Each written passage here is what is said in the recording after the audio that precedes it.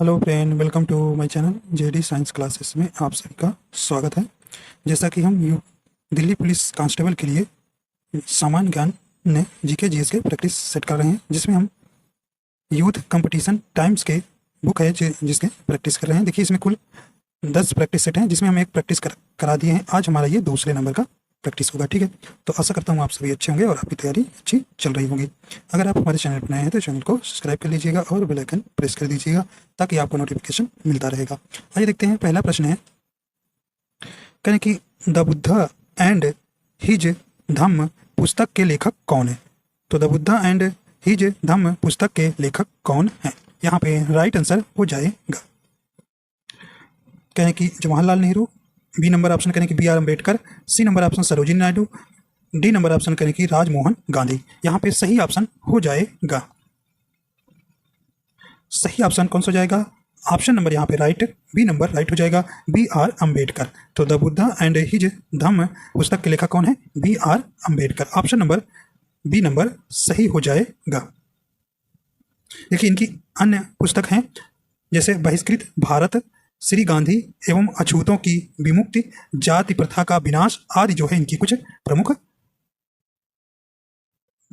पुस्तकें हैं। ठीक है, तो इस प्रकार आपका बी नंबर सही हो जाएगा। देखिए, यहाँ बी आर अम्बेडकर से पूछा जाता है कि प्रथम तीनों गोलमेज सम्मेलन में भाग लेने वाले कौन व्यक्ति थे, तो ये कौन थे, बी आर अम्बेडकर थे। ठीक है, तो यहाँ पर सही ऑप्शन क्या हो जाएगा, बी नंबर सही हो जाएगा। आइए देखते हैं, अगला प्रश्न है, करें कि ब्लीडर शब्द किस खेल से जुड़ा है। तो यहाँ पे सही ऑप्शन हो जाएगा, करें तैराकी से, वॉलीबॉल से, क्रिकेट से या बॉक्सिंग से। तो ब्लीडर शब्द किस खेल से जुड़ा है, राइट आंसर यहाँ पर हो जाएगा डी नंबर बॉक्सिंग से। तो ऑप्शन नंबर डी सही हो जाएगा। अगला प्रश्न है, चेपू किसका एक अनूठा सांस्कृतिक प्रतीक है। कहें कि भूटान का, चीन का, म्यांमार का या नेपाल का। यहाँ पे राइट आंसर हो जाएगा, सही ऑप्शन हो जाएगा, ऑप्शन नंबर डी नंबर हो जाएगा, नेपाल का। तो यहाँ पे चेपू जो है अनुष्ठा सांस्कृतिक प्रतीक किसका है, नेपाल का। अगला प्रश्न है, करके भारत के किस राज्य पर अहोम वंश का शासन था। तो यहाँ राइट आंसर हो जाएगा, सही ऑप्शन कौन सा हो जाएगा, तो यहाँ पे कहने का असम, कर्नाटक, उड़ीसा या राजस्थान। तो यहाँ राइट आंसर हो जाएगा ए नंबर असम का। तो सही है, अहोम वंश का शासन कहाँ किस पर था, असम पर था। तो देखिए, इनका जो शासन काल था ये 1228 से 1826 ईस्वी में था। ठीक है, तो यहाँ पे ए नंबर राइट हो जाएगा। अगला प्रश्न है, कहें कि निम्नलिखित में से भारत का सबसे बड़ा कंटेनर पोर्ट कौन सा है। तो यहाँ पर राइट आंसर हो जाएगा, सही ऑप्शन हो जाएगा, ऑप्शन नंबर बी हो जाएगा, जवाहरलाल नेहरू पोर्ट जो है भारत का सबसे बड़ा कंटेनर पोर्ट है। ऑप्शन नंबर बी नंबर यहाँ सही हो जाएगा। यह जो है अरब सागर के तट पर स्थित है। ठीक है, मुंबई का एक प्रमुख बंदरगाह। तो ये कहाँ है, मुंबई में, और अरब सागर तट पर स्थित है। तो यहाँ पे बी नंबर सही हो जाएगा। आइए देखते हैं, अगला प्रश्न है, करें कि पवन चक्की टरबाइन ऊर्जा को यांत्रिक शक्ति में परिवर्तित करती है। तो यहाँ आपको खाली स्थान पे भरना है, राइट आंसर हो जाएगा, सही ऑप्शन हो जाएगा, ऑप्शन नंबर ए हो जाएगा, गतिज। तो यहाँ पे आपको गतिज भरना है। ठीक है, गतिज। तो पवन चक्की टरबाइन गतिज ऊर्जा को यांत्रिक शक्ति में परिवर्तित करती है। ऑप्शन नंबर ए यहाँ पर राइट हो जाएगा। यह ऊर्जा कैसी है, नवीकरणीय स्रोत है। ठीक है, तो गतिज ऊर्जा का फार्मूला क्या होता है, 1/2 mv²। ठीक है, ये भी आप ध्यान रखिएगा। तो इस प्रकार आपका यहाँ ए नंबर ऑप्शन सही हो जाएगा।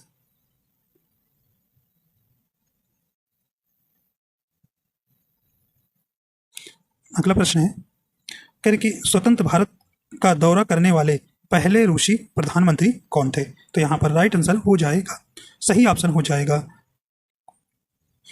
ऑप्शन नंबर यहाँ पे डी नंबर राइट हो जाएगा, निकोलाई बुल्गानिन जो थे, ये जो है स्वतंत्र भारत का दौरा करने वाले पहले रूसी प्रधानमंत्री थे। ऑप्शन नंबर डी नंबर सही हो जाएगा। वे जो है कब आए थे, ये 1955 में आए थे। ठीक है,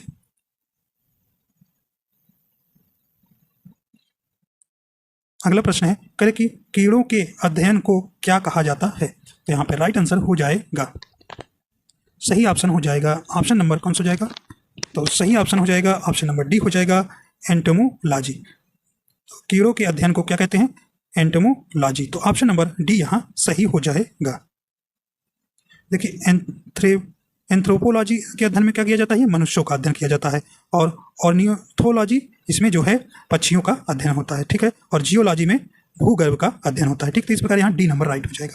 आइए देखते हैं अगला प्रश्न है। अगला है, करें कि किस भारतीय राज्य ने सबसे लंबे समय तक सेवा रहने वाले राज्यपाल कौन थे। तो किस भारतीय राज्य के सबसे लंबे समय तक सेवा में रहने वाले राज्यपाल कौन थे। यहाँ पे राइट आंसर हो जाएगा, सही ऑप्शन हो जाएगा ऑप्शन नंबर बी हो जाएगा, पद्मजा नायडू। तो सही ऑप्शन हो जाएगा ऑप्शन नंबर बी सही हो जाएगा, ठीक है। ये पद्मजा नायडू जो है ये सरोजनी नायडू की क्या थी, सुपुत्री थे, ठीक है। तो ऑप्शन नंबर बी हो जाएगा। देखिए सरोजनी नायडू जो है उत्तर प्रदेश की पहली महिला जो है क्या थी, राज्यपाल थी।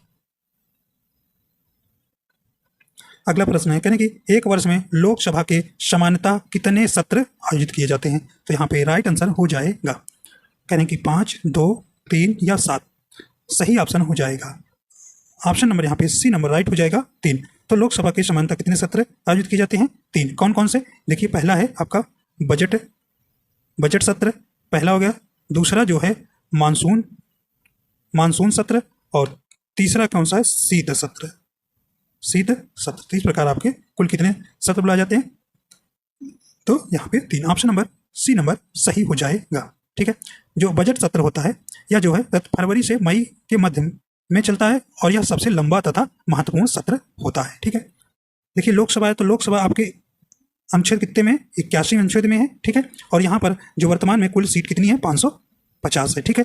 अब देखिए 550 नहीं, 552 हुआ करती थी, लेकिन 104वां संविधान संशोधन 2019 में जो है, जो एंग्लो इंडियन से 2 सदस्य चुने जाते हैं थे उनको क्या कर दिया गया, हटा दिया गया। तो वर्तमान में जो है कुल सीटों की संख्या कितनी है, 550 याद रखिएगा, ठीक है। अब 552 नहीं लगाइएगा, ठीक है। तो लोकसभा को क्या कहते हैं, निम्न सदन कहते हैं, और लोकसभा सदस्य बनने के लिए 25 वर्ष उम्र पूरा होना चाहिए, और ये 5 साल के लिए चुने जाते हैं, ठीक है। चलिए आगे चलते हैं, आइए देखते हैं अगला प्रश्न है।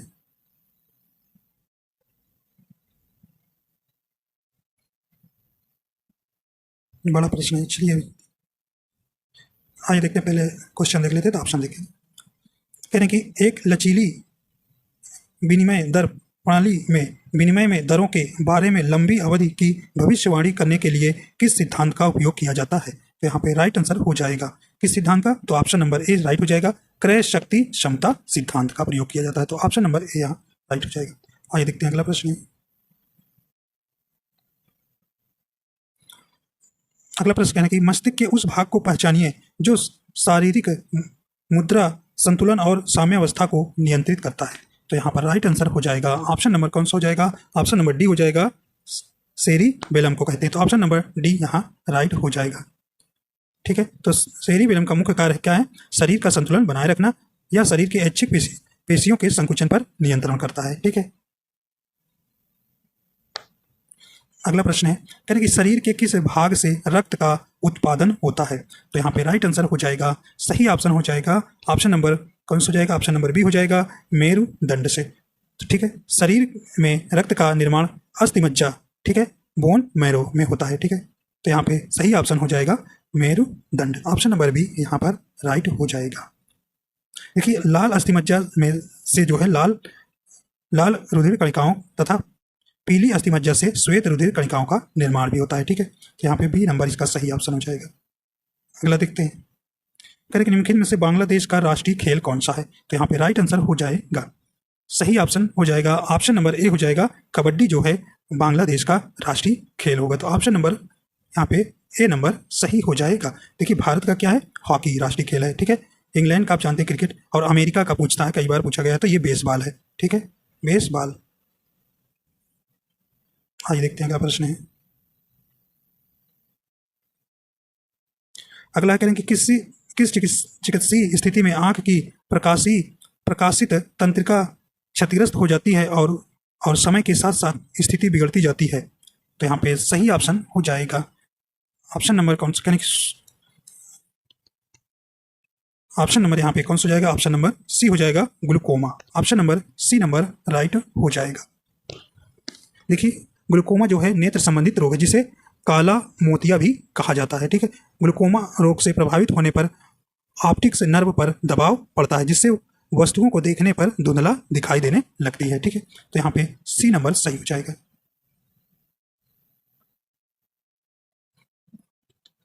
करें कि बायोपा किस प्रदेश की जनजातियों की एक पारंपरिक पगड़ी है, तो यहाँ पे सही ऑप्शन हो जाएगा, सही ऑप्शन हो जाएगा ऑप्शन नंबर बी हो जाएगा अरुणाचल प्रदेश की। तो बायोपा जो है जनजातियों की एक पारंपरिक पगड़ी है, ये कहाँ की है, अरुणाचल प्रदेश की। अगला प्रश्न है, कहने कि श्रीलंका में निम्नलिखित में से कौन सी चोटी सबसे ऊंची है, तो यहाँ पे राइट आंसर हो जाएगा। तो सही ऑप्शन कौन सा हो जाएगा, ऑप्शन नंबर ए हो जाएगा, माउंट पेड्रो जो है श्रीलंका की सबसे ऊंची चोटी है। तो ऑप्शन नंबर ए यहाँ पे राइट हो जाएगा। इसकी ऊंचाई जो है 2524 मीटर है। ठीक है, तो ऑप्शन नंबर यहाँ पे बी नंबर राइट हो जाएगा। निम्नलिखित में से अवध का अंतिम नवाब कौन था, तो यहाँ पे राइट आंसर हो जाएगा। तो सही ऑप्शन हो जाएगा ऑप्शन नंबर डी हो जाएगा, वाजिद अली शाह जो है अवध का अंतिम नवाब था। तो ऑप्शन नंबर सही हो जाएगा डी नंबर। देखिए 1856 ईस्वी में अंग्रेजों ने वाजिद अली शाह के राज पर कब्जा कर उन्हें क्या कर दिया गया, कलकत्ता भेज दिया। तो इस प्रकार आपको ध्यान है, वाजिद अली शाह थे अंतिम नवाब थे। ठीक है, देखिए वाजिद अली शाह जो है ठुमरी संगीत के जनक थे। ठीक है, किसके, ठुमरी के, ठुमरी संगीत के जनक जो हैं वाजिद अली शाह थे। कह रहे कि सारागढ़ी की लड़ाई किस वर्ष में लड़ी गई थी, तो यहाँ पे राइट आंसर हो जाएगा ऑप्शन नंबर यहाँ पे बी नंबर हो जाएगा 1897 में। ठीक है, ऑप्शन नंबर बी नंबर सही हो जाएगा। देखिए सारागढ़ी का युद्ध जो है 12 सितंबर 1897 में ब्रिटिश भारतीय सेना और अफगानों के मध्य उत्तर पश्चिम फ्रंटियर प्रांत में लड़ा गया था जो कि इस समय पाकिस्तान में है।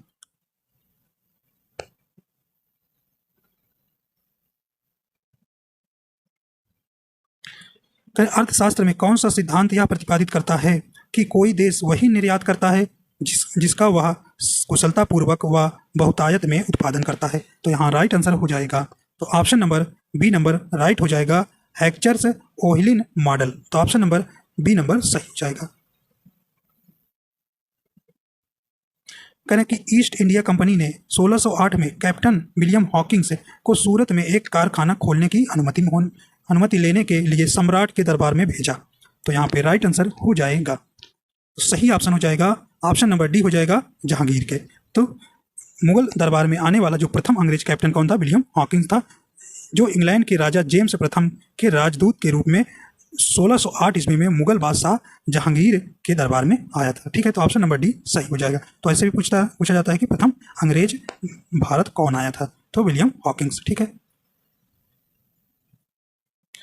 कह रहे कि विल्सन रोग एक आनुवांशिक रोग है जिसमें स्पेस शरीर में अत्यधिक मात्रा में संचय होता है, तो यहाँ पे राइट आंसर हो जाएगा ए नंबर कापर। अगला प्रश्न है, भारत के पहले मुख्य चुनाव आयुक्त कौन थे, तो यहाँ पे राइट आंसर हो जाएगा।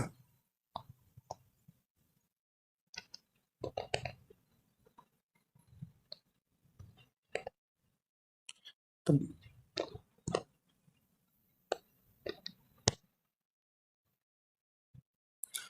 सही ऑप्शन कौन सा हो जाएगा, तो ऑप्शन नंबर यहाँ पे राइट ए नंबर हो जाएगा, सुकुमार सेन। तो ऑप्शन नंबर यहाँ पे ए नंबर सही हो जाएगा।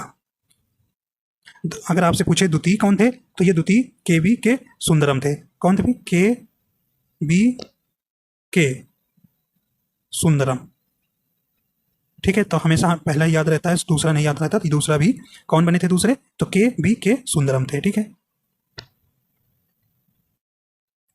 सूर्य का अनुमानित व्यास पृथ्वी के व्यास का गुना है, तो यहाँ पे राइट आंसर हो जाएगा, सही ऑप्शन हो जाएगा ऑप्शन नंबर बी हो जाएगा 109 गुना। करें भारत के पश्चिमी बिंदु का नाम बताइए, तो यहाँ पे सही ऑप्शन हो जाएगा, तो सही ऑप्शन हो जाएगा डी नंबर गौर मोता।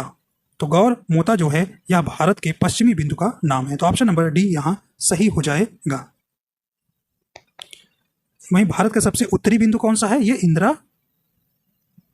इंदिरा कॉल है। ठीक है, ये भी याद रखिएगा।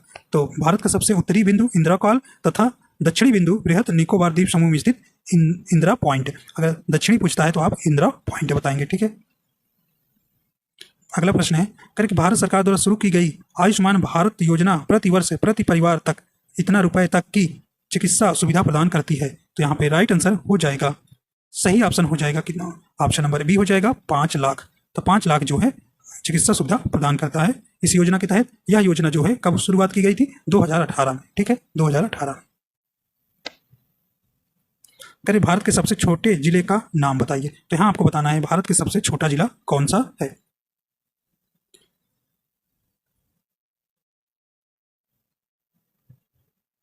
तो यहाँ पे ऑप्शन नंबर डी हो जाएगा माहे। तो माहे जो है भारत के सबसे छोटे जिले के नाम है। ठीक है, तो ऑप्शन नंबर डी नंबर सही हो जाएगा। अगर सबसे बड़ा पूछे भारत का सबसे बड़ा जिला कौन है? कच्छ। ठीक है,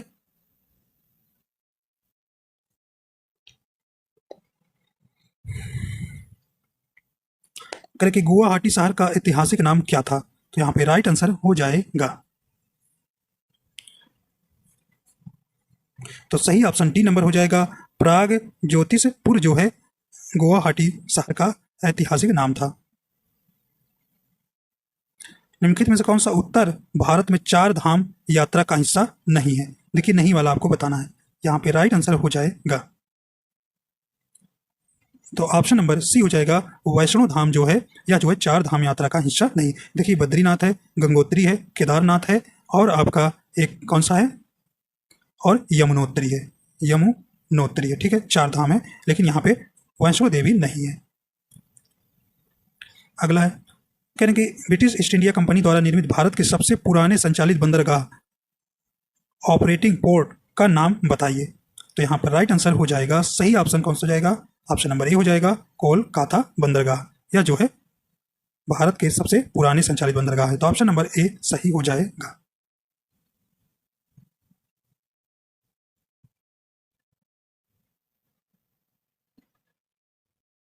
यानी कि खादी और ग्रामोद्योग आयोग अधिनियम को वर्ष में पारित किया गया था। यहाँ पे राइट आंसर हो जाएगा ऑप्शन नंबर ए हो जाएगा 1956 में। ठीक है, इसका मुख्यालय कहाँ है? ये मुंबई में है।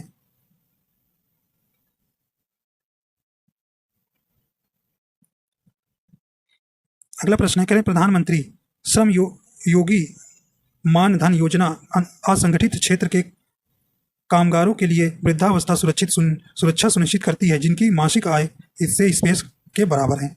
राइट आंसर हो जाएगा, सही ऑप्शन हो जाएगा ऑप्शन नंबर बी हो जाएगा 15,000 से कम। ठीक है, यह जो है 15 फरवरी 2019 को जो है यह शुरू की गई थी। ठीक है, यह जो है 18 से 40 वर्ष की आयु के अंतर्गत आता है। तो इसका उम्र भी याद रखना है, 18 से 40 वर्ष के। ठीक है,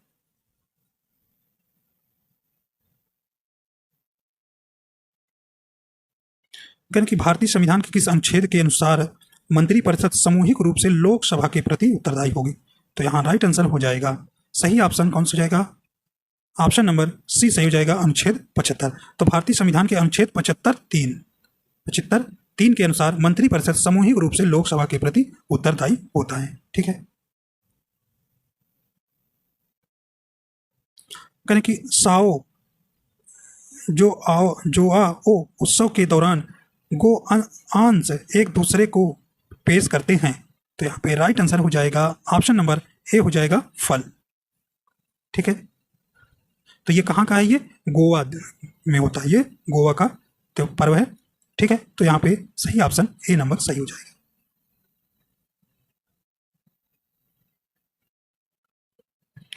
कि 1928 में अंग्रेजों के खिलाफ गुजरात के बारदौली के स्थानीय किसानों के आंदोलन का नेतृत्व किया था। तो यहाँ पे राइट आंसर हो जाएगा। तो सही ऑप्शन कौन सा हो जाएगा? ऑप्शन नंबर यहाँ पे ए हो जाएगा वल्लभ भाई पटेल। ठीक है, तो ऑप्शन नंबर ए यहाँ सही हो जाएगा। तो भारत के लौह पुरुष के तथा देश के प्रथम उप प्रधानमंत्री सरदार वल्लभ भाई पटेल थे। ठीक है, देखिए इनका जन्म अगर पूछा जाए तो ये 31 अक्टूबर 1875 इसवी को गुजरात के खेड़ा जिले में हुआ था। ठीक है, तो यहाँ पर जो बारदौली सत्याग्रह वर्ष 1928 में गुजरात में हुआ था, यह एक क्या था, एक प्रमुख किसान आंदोलन था जिसका नेतृत्व वल्लभ भाई पटेल कर रहे थे। ठीक है, और यहीं पर जो है इन्हें वल्लभ भाई पटेल को जो है सरदार की उपाधि महिलाओं द्वारा यहीं पर प्रदान की गई थी।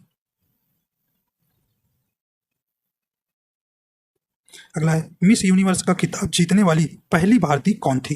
तो यहाँ पर सही ऑप्शन हो जाएगा, ऑप्शन नंबर डी हो जाएगा, सुष्मिता सेन। तो मिस यूनिवर्स का खिताब जीतने वाली पहली भारतीय कौन थी? Sushmita Sen. Option number D number सही हो जाएगा। यह कब चुनी गई थी? 1994 में, 1994 ईस्वी में बनी थी। ठीक है, और इस समय वर्तमान में पूछा जाए तो यूएसए के आर बोली ग्रेबियल मिस यूनिवर्स प्रतियोगिता का खिताब 2023 की जीती है। ठीक है, कौन है? R Bonney Gabriel Miss. ठीक है, तो मिस यूनिवर्सिटी के बनी है 2023 की।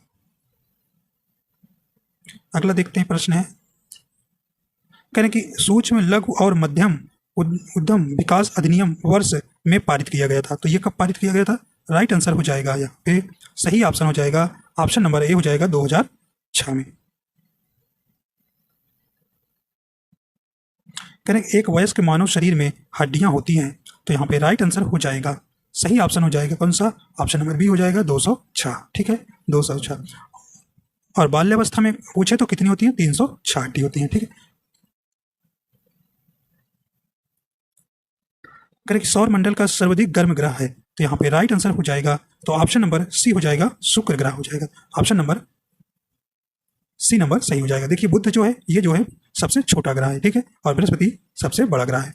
पृथ्वी को नीला ग्रह कहा जाता है। ठीक है, तो इस प्रकार आपको देखिए आपसे पूछा जाएगा ऐसे कौन से दो ग्रह हैं जिसके कोई उपग्रह नहीं है, तो ये बुध और शुक्र के कोई भी उपग्रह नहीं है। ठीक है,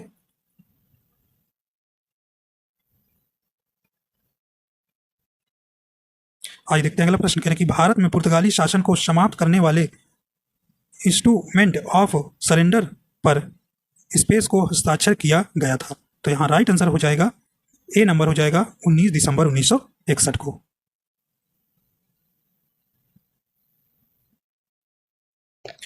करेंगे अगला है, निम्नलिखित में से कौन सी कावेरी नदी की एक सहायक नदी? देखिए नहीं वाला बताना है, नहीं है, तो यहाँ पे राइट आंसर हो जाएगा, तो ऑप्शन नंबर यहाँ पे ए नंबर सही हो जाएगा। वैगेई नदी जो है कावेरी नदी की सहायक नदी ये नहीं है। देखिए अमरावती सहायक नदी है, भवानी है और काबनी है, तो यहाँ पे वैगेई नदी जो है नहीं, तो ऑप्शन नंबर यहाँ पर ए नंबर सही हो जाएगा। अगला प्रश्न है, कहें कि सलाल परियोजना का निर्माण किस नदी पर किया गया है? यहाँ पे राइट आंसर हो जाएगा, तो सही ऑप्शन हो जाएगा कौन सा? ऑप्शन नंबर ए हो जाएगा, चिनाब नदी। देखिए सलाल परियोजना को कहाँ किया गया? जम्मू एंड कश्मीर में, जम्मू एंड कश्मीर के राज्य में चिनाब नदी पर स्थापित किया गया है। ठीक है, तो यहाँ ऑप्शन नंबर ए नंबर सही हो जाएगा। कहें कि नोंग कर्म नित्य त्योहार भारत के किस राज्य में मनाया जाता है? तो यहाँ पे राइट आंसर हो जाएगा, ऑप्शन नंबर यहाँ पे बी हो जाएगा, मेघालय में। कहें कि त्रिपुरा राज्य को निम्नलिखित में से किस लोक नृत्य से जोड़ा जा सकता है? यहाँ पे राइट आंसर हो जाएगा, ऑप्शन नंबर सी हो जाएगा, भोजगिरी नृत्य से। कहें कि उदासीन विलयन का पीएच है, तो यहाँ आपको बताना है उदासीन विलयन का पीएच है, तो यहाँ पे राइट आंसर हो जाएगा, ऑप्शन नंबर ए हो जाएगा 7। ठीक है, ऑप्शन नंबर ए सही हो जाएगा। देखिए पीएच वैल्यू क्या होता है? किसी विलयन में हाइड्रोजन आयनों के सांद्रण के व्युत्क्रम के लघु गुणक को उस विलयन का पीएच कहते हैं। ठीक है, देखिए अगर किसी भी विलयन का पीएच मान 7 से क्या होगा? कम होगा। 7 से कम होगा तो वह विलयन कैसा होगा? अम्लीय होगा, एसिडिक होगा। ठीक है, अगर पीएच का मान 7 से क्या है? अधिक है, तो वो कैसा होगा? वे क्षारीय होगा। ठीक है, क्षारीय होगा। ठीक है, क्षारीय विलयन होगा। ठीक है, तो ये ध्यान रखिएगा।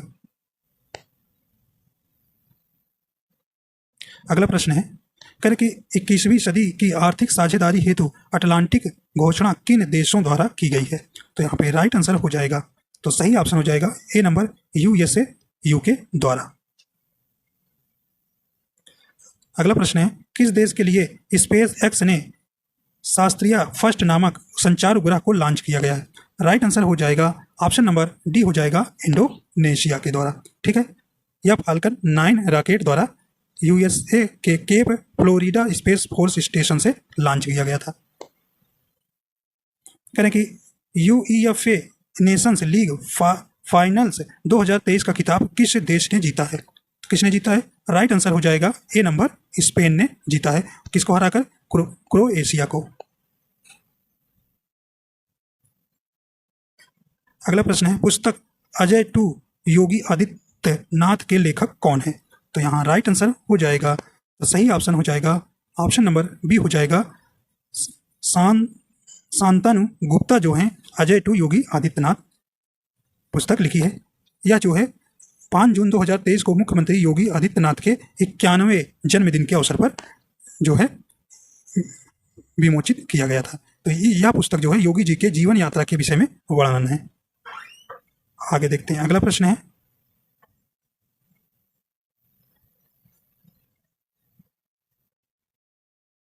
आज देखते हैं, पहले प्रश्न देख लेते हैं।